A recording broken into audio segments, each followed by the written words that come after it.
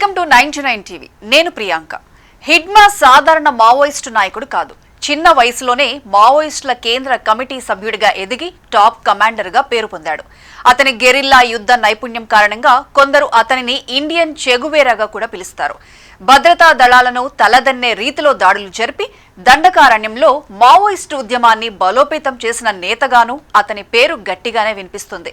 హిడ్మాకు రూపురేఖలను మార్చుకునే నైపుణ్యం ఉంది. అందుకే విలాస్, హిడ్మాల్, సంతోష్ వంటి పేర్లతో కూడా అతను గుర్తింపు పొందాడు.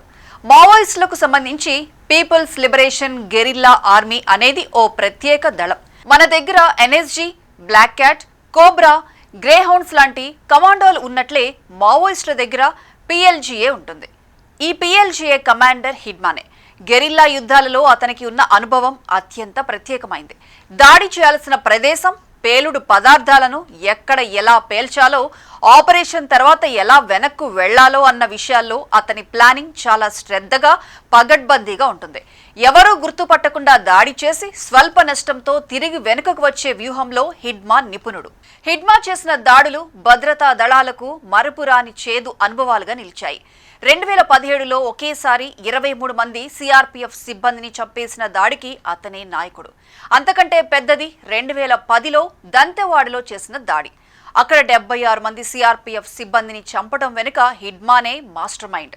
2013లో జీరం వ్యాలీ అంబుష్లో పలువురు కాంగ్రెస్ సీనియర్ నేతలు ప్రాణాలు కోల్పోయారు. ఇవన్నీ హిడ్మా ప్లానింగ్ కారణంగానే జరిగాయని అంటారు.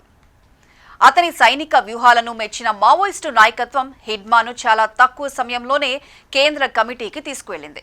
హిడ్మా చదివింది 10వ తరగతి మాత్రమే అయినా 5 భాషల్లో మాట్లాడతాడు. అతని స్వస్థలం ఛత్తీస్గఢ్ రాష్ట్రంలోని సుక్మా జిల్లా పూవర్తి గ్రామం. ఇతను మురియా తెగకు చెందినవాడు. ఆదివాసీ తెగకు చెందినవాడే కావడంతో స్థానికుల నుంచి అతనికి బలమైన మద్దతు కూడా లభించింది.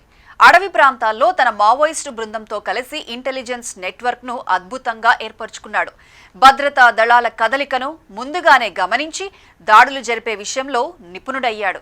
సుక్మా అడవులు ఛత్తీస్గఢ్, మహారాష్ట్ర, తెలంగాణ, ఆంధ్రప్రదేశ్, ఒడిశా ప్రాంతాలకు అనుసంధానంగా ఉండడంతో హిడ్మాకు తిరుగు లేకుండా పోయింది. ఆ అడవులను బేస్ చేసుకుని ఏళ్ల తరబడి భద్రతా దళాలపై దాడులు చేశాడు. అతని పిఎల్జీఏ దాడులతో తీవ్ర నష్టాలను ఎదుర్కొన్న భద్రతా బలగాలు హిడ్మా కోసం ప్రత్యేక నిఘా వేసి పట్టుదలగా వేటాడాయి. అతను ఉన్న ప్రాంతాన్ని గుర్తించిన తర్వాత దళాలు అతన్ని వెంబడించాయి. చివరికి ఎన్కౌంటర్ చేసి హతమార్చాయి.